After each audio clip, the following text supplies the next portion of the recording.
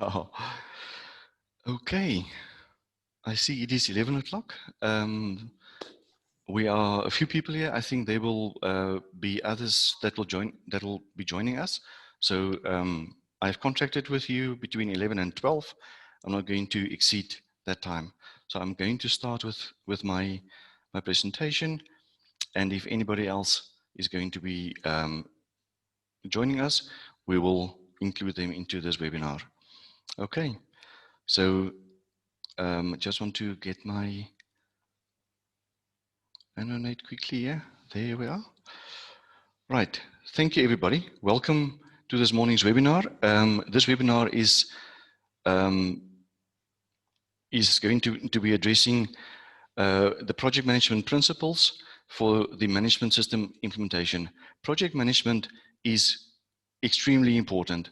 And if you're looking at the whole process of project management and the management system implementation, correct project management principles are critical for the success of any kind of project, whether you are working in a space where you are working with a construction project, or where you are working with the system implementation or any kind of project. And all of us are actually working with projects, I would say, on a daily basis. So if you're looking, I just want to put down some guidelines for this webinar. Firstly, please mute your microphone, and I'm asking that to make sure that the video quality and the sound quality of what we are doing here is going to be of good quality, and that we can actually send it out to other people as well that did not attend this. You can keep your video off, please, during the presentation. When you are asking questions, you can switch your video on, that we can see you. And then let me present the presentation first. We have contracted with you for 60 minutes, and we will try and not go over that.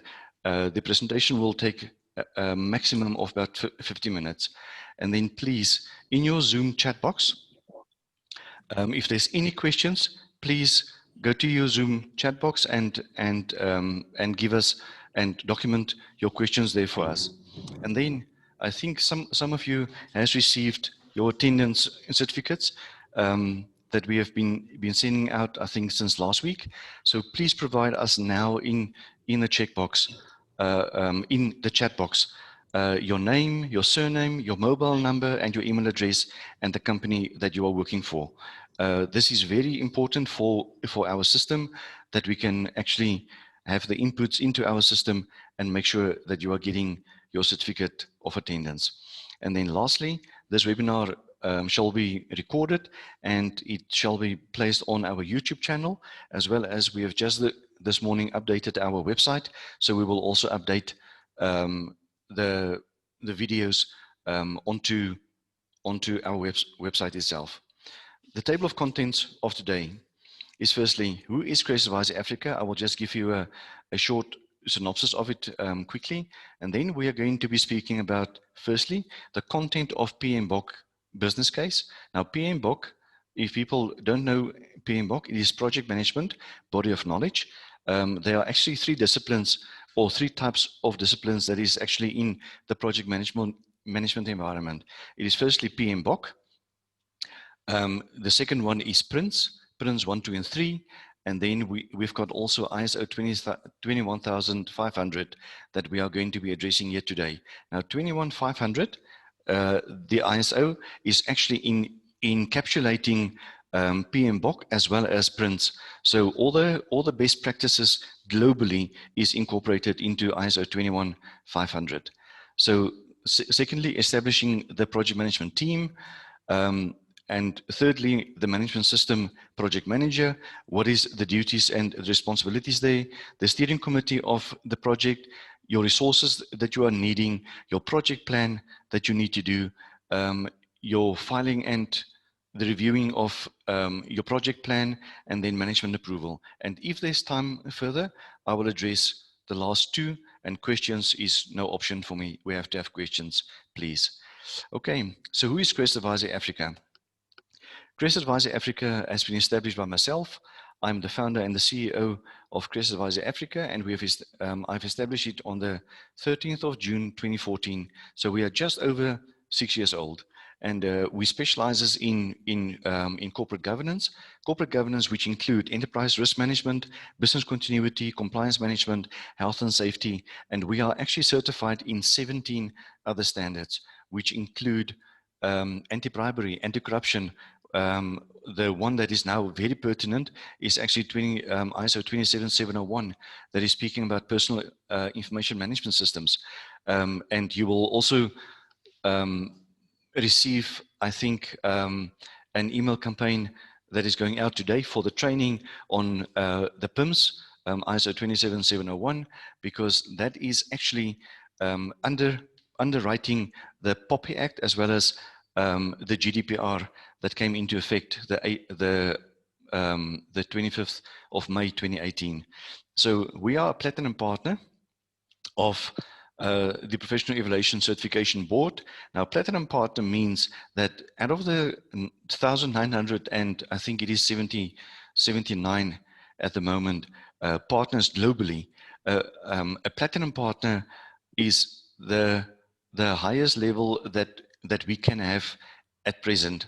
I know that the PCB is in the process of the review of the partnership levels, but at the moment we are one of 18 companies globally that is having this honored PCB Platinum Partner accreditation. Now we've got 10 offerings that we are actually placing out into the market. The first one is training and development, and this webinar is part of the training. So training is for us a critical path to actually making sure that people are competent when they are doing their work, firstly, as well as that they are competent when they are implementing management systems. Advisory service, we are fairly strong in that, and we are working with a lot of companies with the implementation of the management systems. Then audits, we are conducting audits across the value chain. We've got products that is tailor-made, that is actually tailor-made for your environment. And then technology, we've got the isolytic system. It is this system here at the bottom, and what we are doing there is that we are placing the system out in the market for you to actually utilize and implement and implement in the implementation of your management system. Then your resources and talent management, we have established because we are working with professionals in the market. The question was for me, how can we extend our knowledge base as well as our network with the people that we have trained, knowing who you are, what you are doing, and how can we help you to actually obtain better positions or grow your talent. And then project management, this is what I will be talking about today.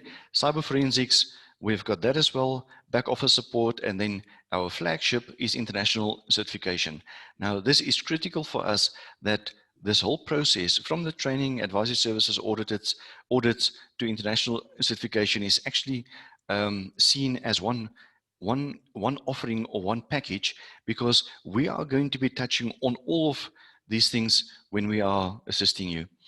Just our footprint, we have been fortunate to went into a merger in the COVID period in June, July, and we have signed an agreement with a global company. So our services is now out there in 34 other countries globally, and we will in the next 3 or 4 months we will open an office in the Americas, as well as we'll open an office in the Australasia environments there. So project management, what is the project management principles? How can we address project management? Now, if you're looking at PMBOK, the project management body of knowledge, then you will see that there are 12 steps that one needs to actually address that one needs to address when you are looking at the project management and at a business case. Firstly, what is your environment about? Secondly, what is the purpose and objectives that one need to have? Thirdly, what is your project summary? So what is your executive summary of your project? Expected benefits of the project? What is your scope? What is your initial scope that you are looking at? What is your critical success factors? And this is also part and parcel of your risk environment. And then we are talking about your project plan. What is your initial preliminary project plan? Your deadlines and milestones, your roles and responsibilities, your resources, budget. There has to be budget for that, as well as then your constraints, because your constraints is actually your project risk register that we are speaking about here. Now, if you're looking at the environment, this is actually, you are listing your facts that justify the existence of the project, the economic, commercial, competitive environments, and the opportunities that can be implemented through this project. Secondly, the purpose and objectives. We're speaking here about what is the project vision, general and strategic objectives, and this is speaking directly to your risk management portfolio, as well as every department in your environment has got risks. So whether it is strategic risk, whether it is tactical risk, whether it is operational risks and objectives, what is the objective and the purpose of this project and this business case? The project summary is the name and project reference, the origin, the environment, the current status. This summary gives the contents of the project in a few words and what is proposed to be done. And then we're looking at the expected benefits. Now, the expected benefits is what is the desired earnings, the roadmap for the results. We are usually getting, if we are implementing a management system, people are asking, where do you start? Where do you end? We know what is the end point. The end point is usually management system certification. But where do we start? The starting place, and because people don't understand that the ISO structure, whether it is ISO 27701 that I talked about earlier, whether it is ISO 27001 that is speaking about information security, whether it is ISO 31000 on risk management, 3301 on document management, all of those structures are actually starting with the same methodology. So you will have about 18 or 19 steps that you have to actually comply with. And the question is, where do we start? And what is our roadmap going forward? Now, these roadmaps is very important, because if you're looking at a roadmap, nowadays we don't even use a roadmap anymore. We are using either Waze or we are using Google Maps. So actually people don't know how to use a roadmap. And if you are giving some people a roadmap, they will have it upside down and they will not know how to use it.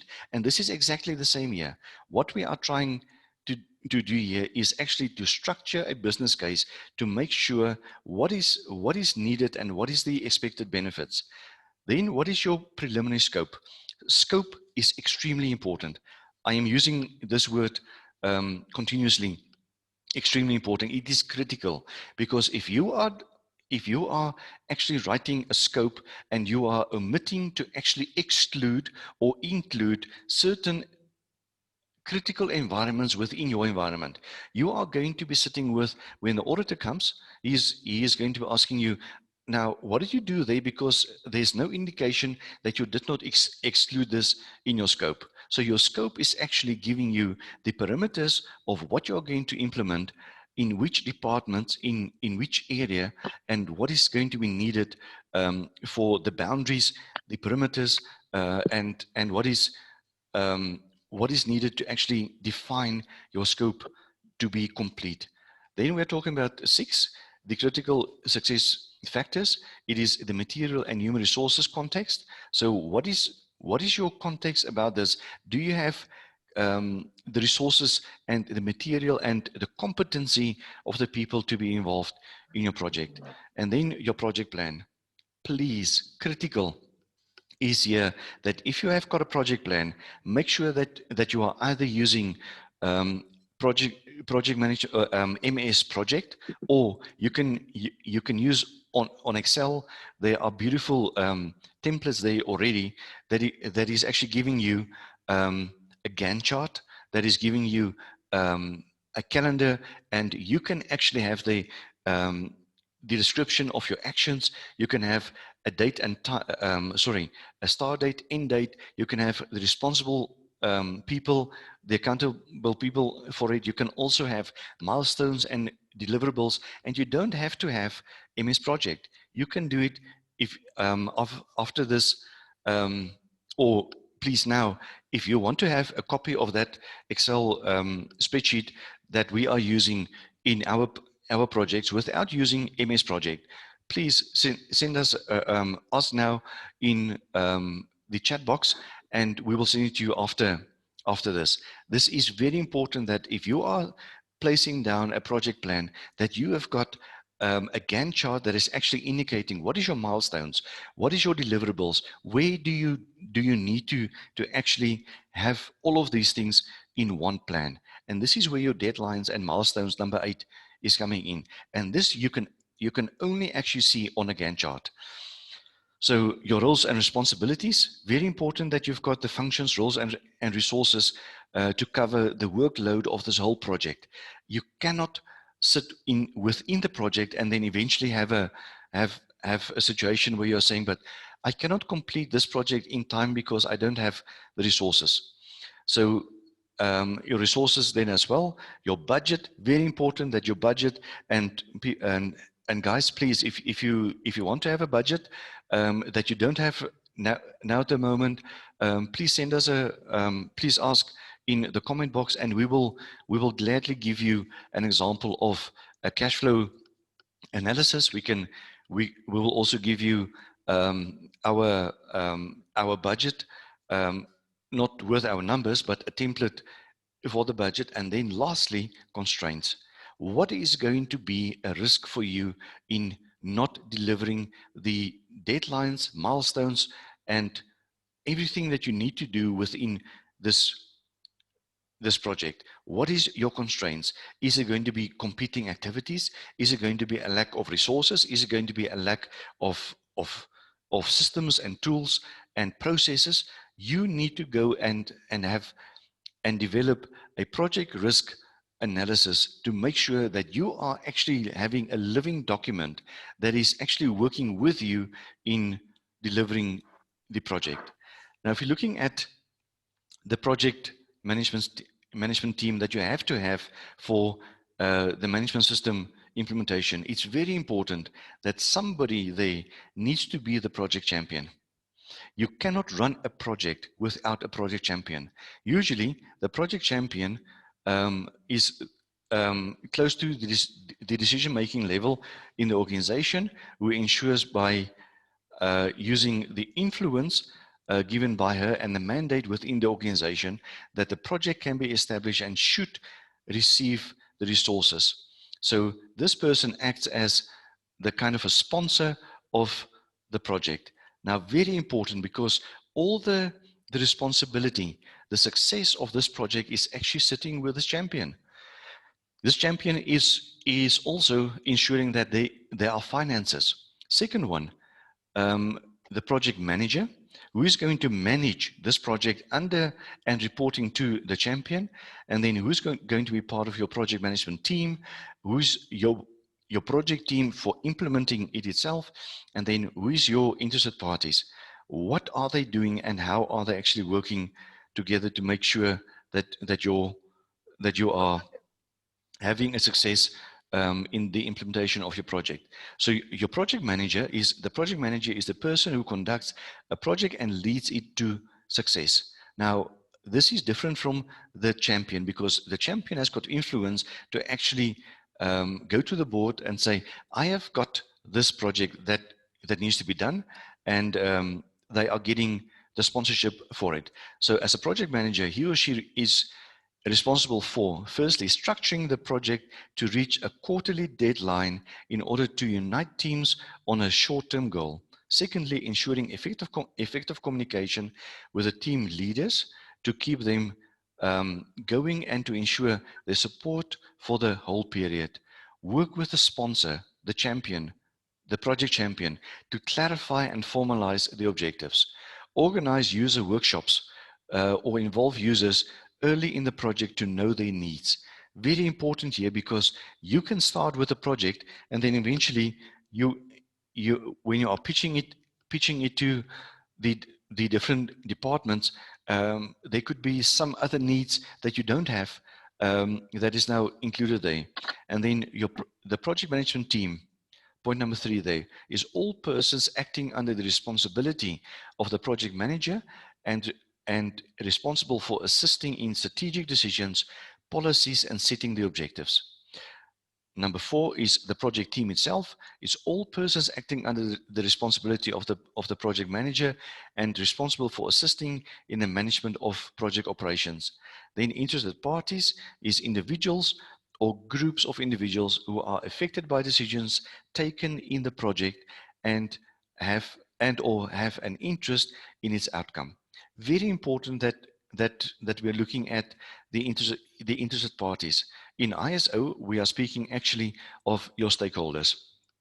And your stakeholders is anybody that could be affected by a decision or some kind of change in the environment, and or they can also be perceived to be affected by it. Now, if you look at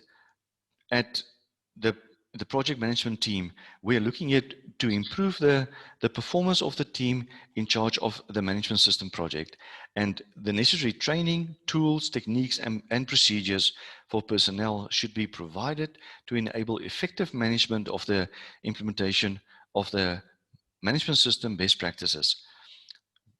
So if you're looking at the project manager, what is the competencies that you need to have as a project manager? Firstly, we're looking here at the project manager should have knowledge and skills in the following areas. Firstly, project management.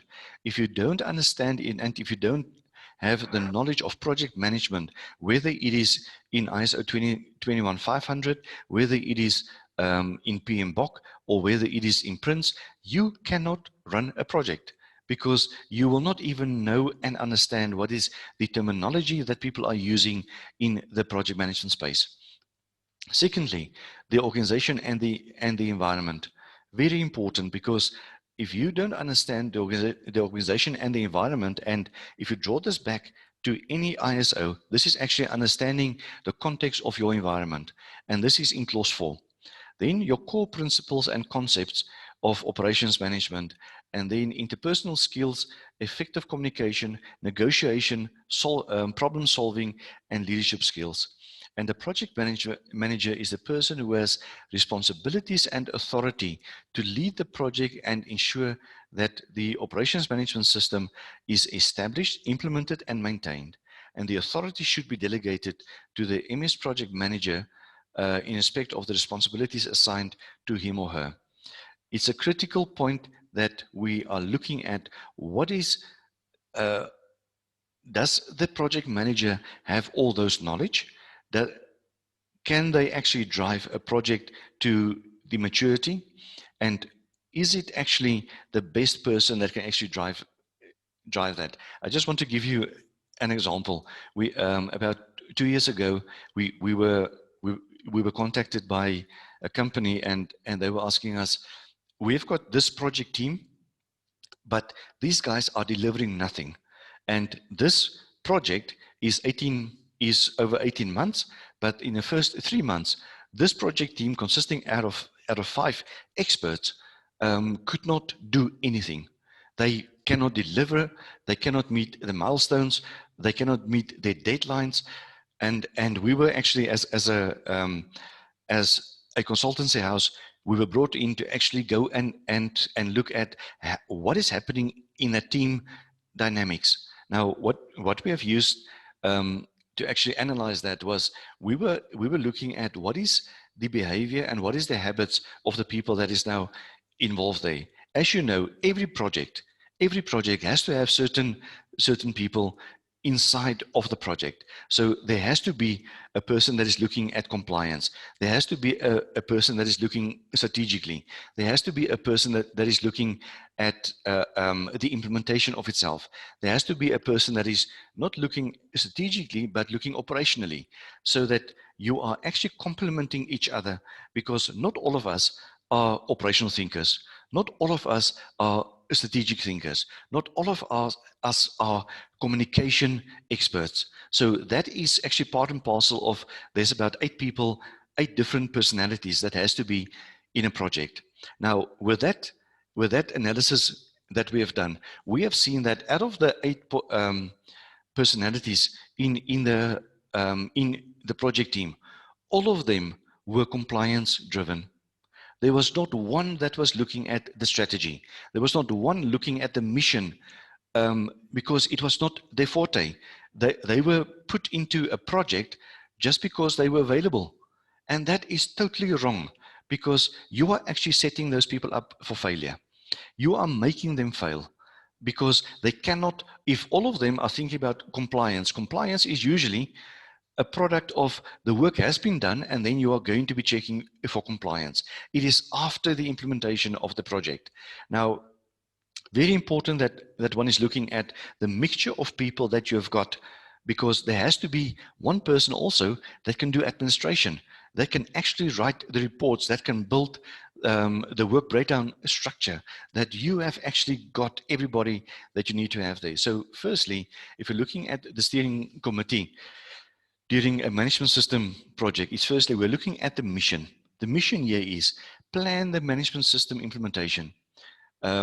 Monday, I was at a client, and we were pitching ISO 9001 and also ISO 21500 for implementation in a company that is actually working with projects constantly.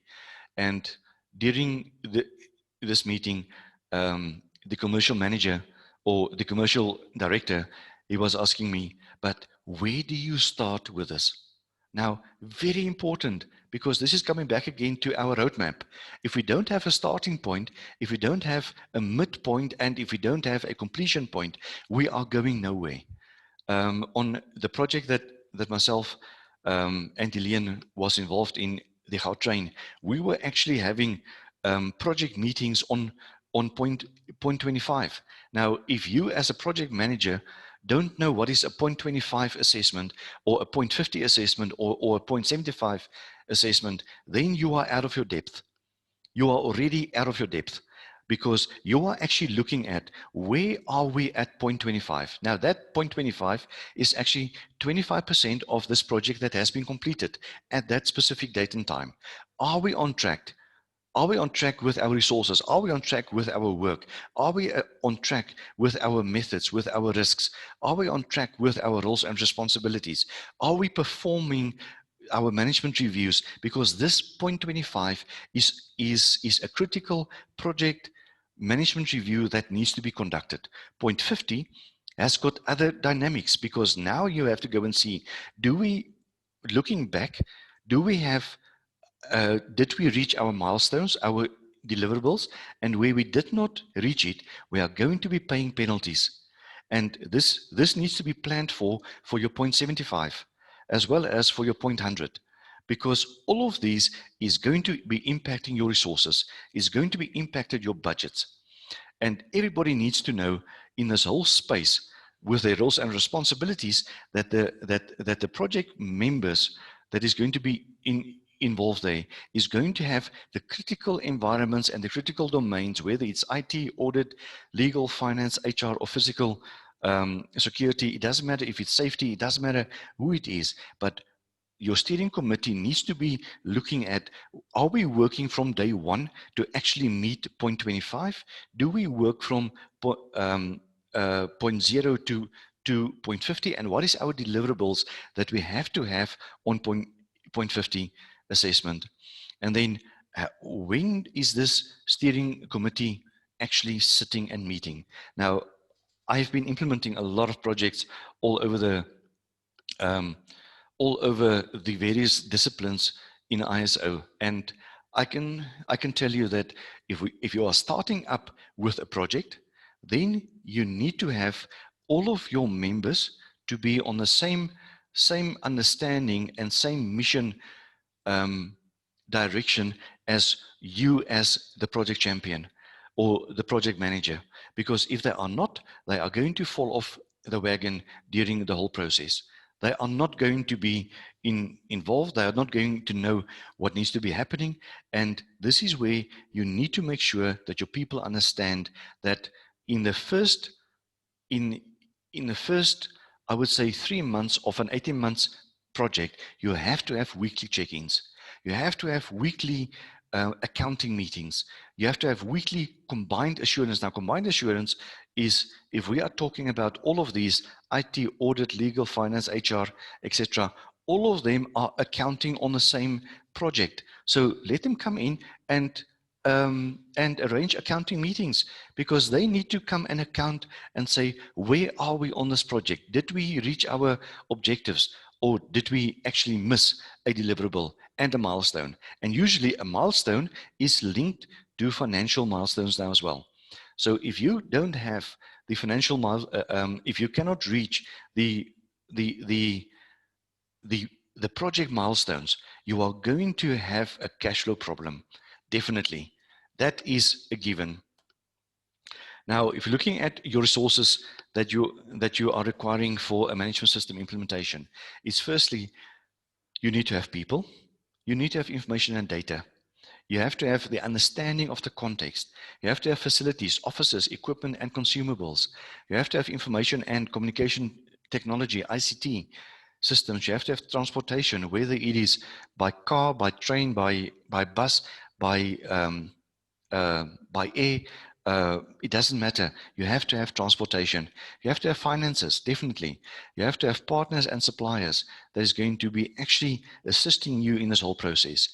And the realistic efforts require a thorough evaluation of the resources. And this is why I was actually saying to you, if you want to have a, a templated budget uh, that we have actually used a system to develop this in project management, then we will gladly send it to you. Really, it is a document that you can use, that you can actually, we are talking here about 7 things.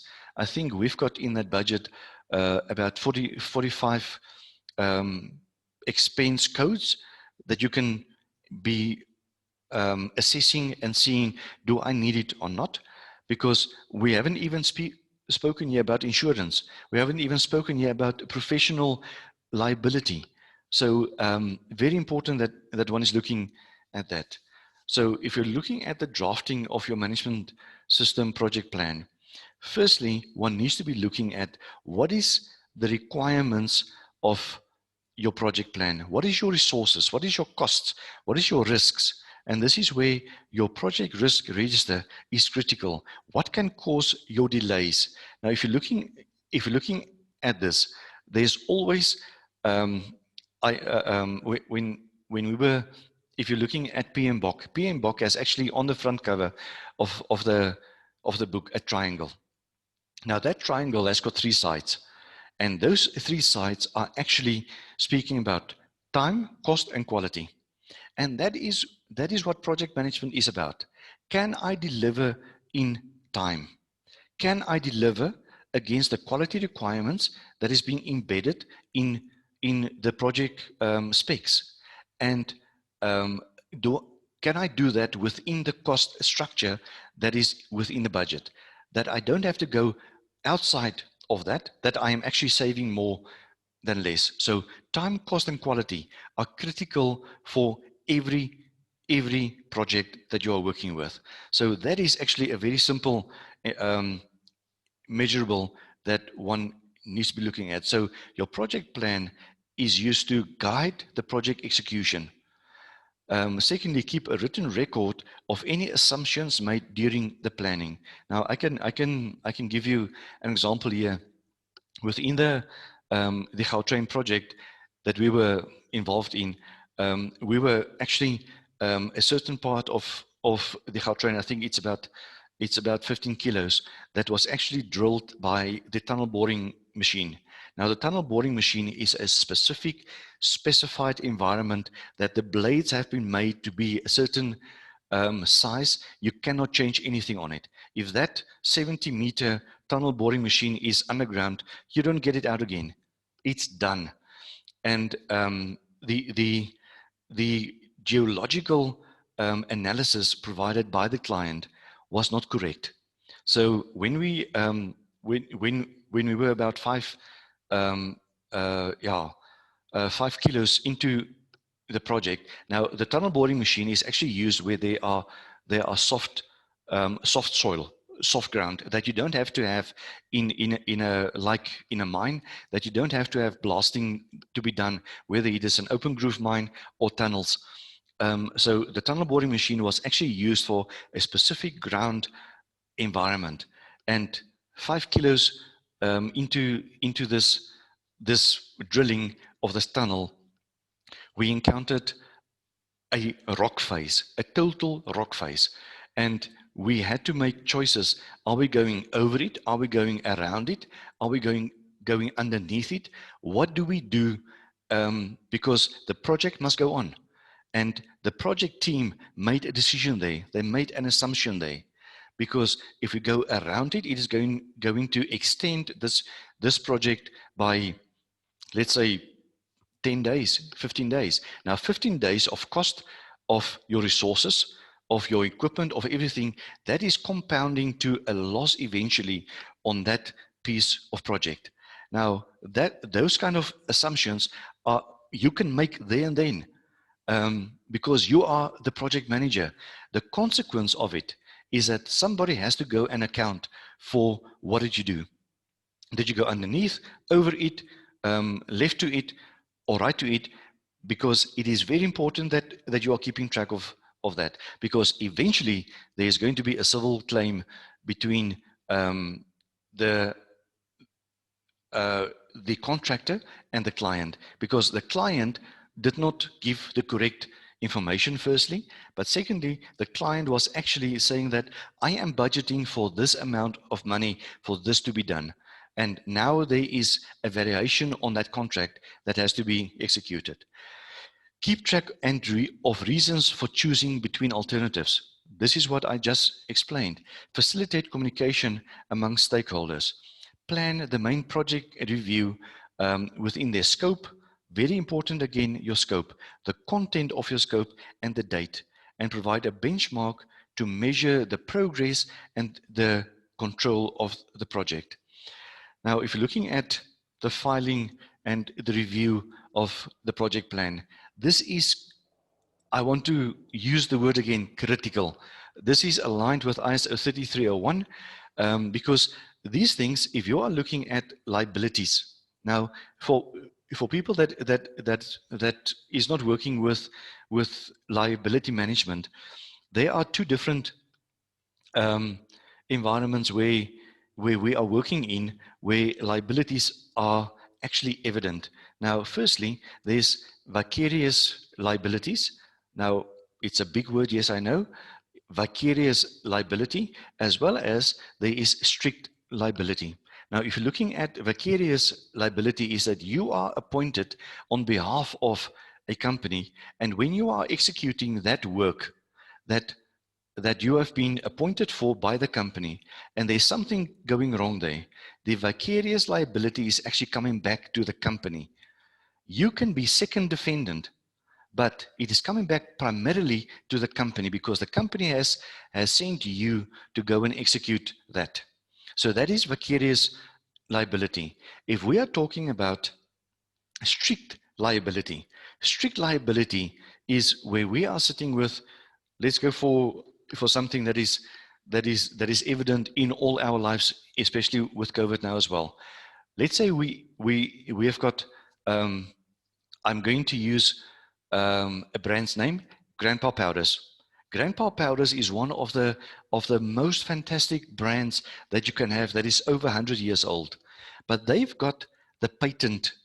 They have registered the patent for Grandpa. Now, that patent must be protected by the company that is actually having the patent registered. So strict liability is here. If if somebody is counterfeiting that grandpa, and they are making a different mixture, but they present it in the same kind of packaging, and they are selling it as grandpa, they are actually having a counterfeit product in the market that's actually competing with the real product. But if somebody gets sick from this counterfeit product, strict liability is going back directly to you as the company, not as the counterfeiter, as the company.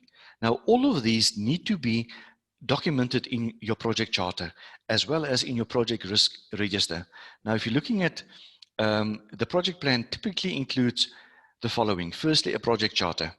Now, guys, a project charter is critical because you are actually saying there that this is how we will work. This is how our relationship between each other will function. This is actually what we are explaining about what is our rules of engagement between ourselves and the vendor, the client, and the stakeholders, and everybody else. Secondly, description of the approach of project management strategy. What kind of strategy are you going to use? Now, if you have followed our webinars, one of the strategies is actually speed of implementation strategy. The other one is iterative strategy. The other one is a process approach. Now, if you look at those strategies, speed of implementation is going to cost you something, somewhere.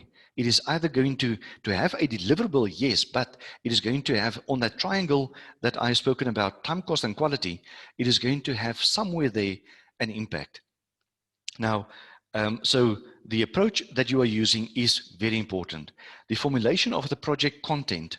How can you describe it? How do you actually describe it that other people can understand it? Even other people, when you are not there and there is possibly a liability case against the project, that paperwork can actually defend you without you defending yourself.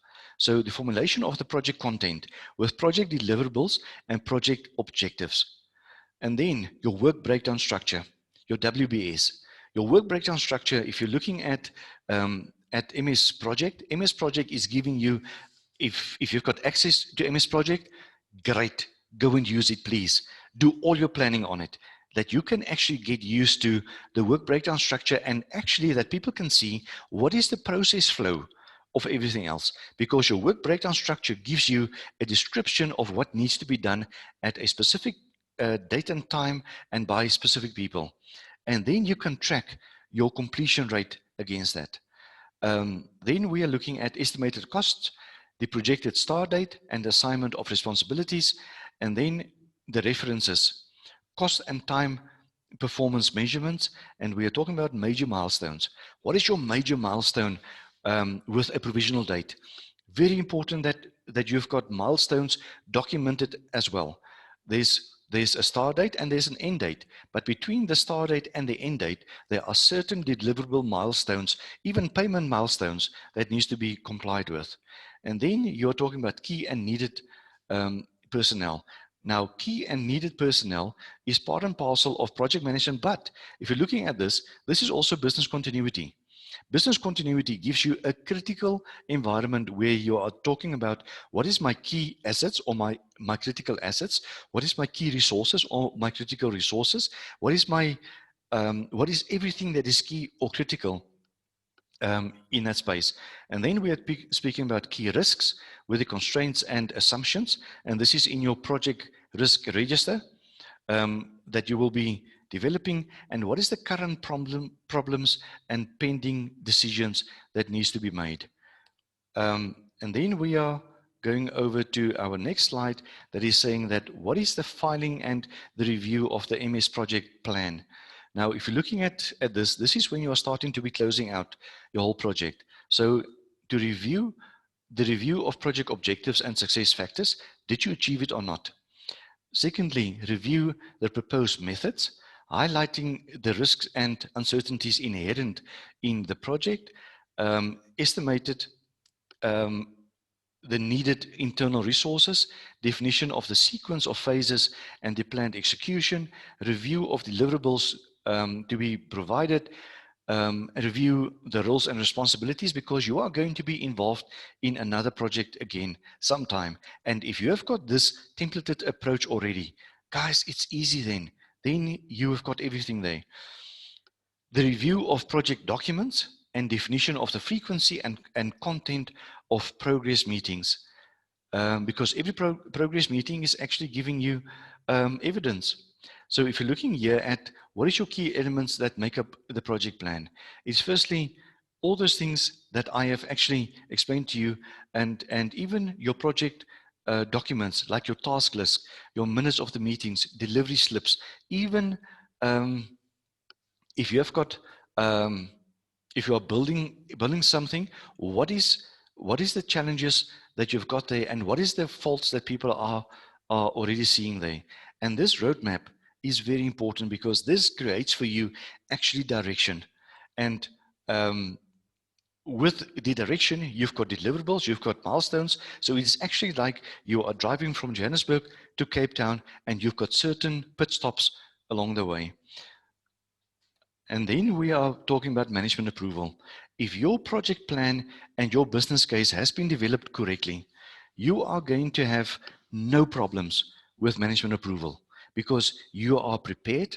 You can actually understand what you are selling to management or the board.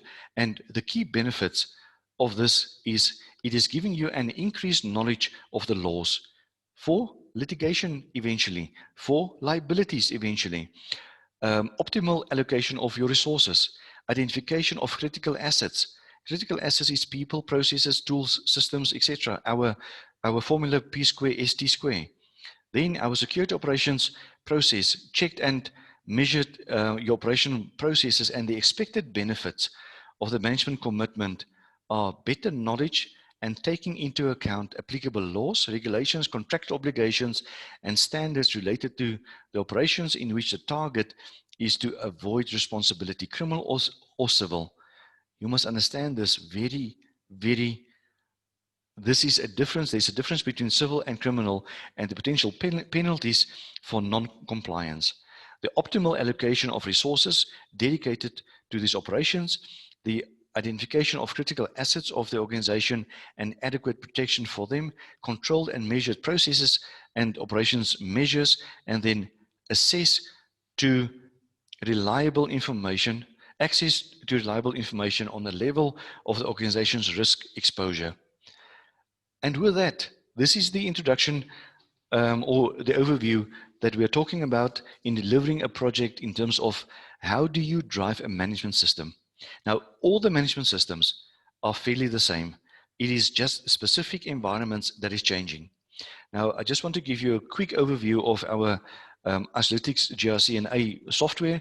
People, if you didn't sign up as yet, please give us your particulars and we will sign you up for a free 6-week trial that you can actually play with the system, that you can have access to the system. What we have built in there is capabilities of GRC. Now, if you don't know what is GRC, it is governance, risk, and compliance. Now, we have mixed that with combined assurance. We've also built in there an incident and investigation management system.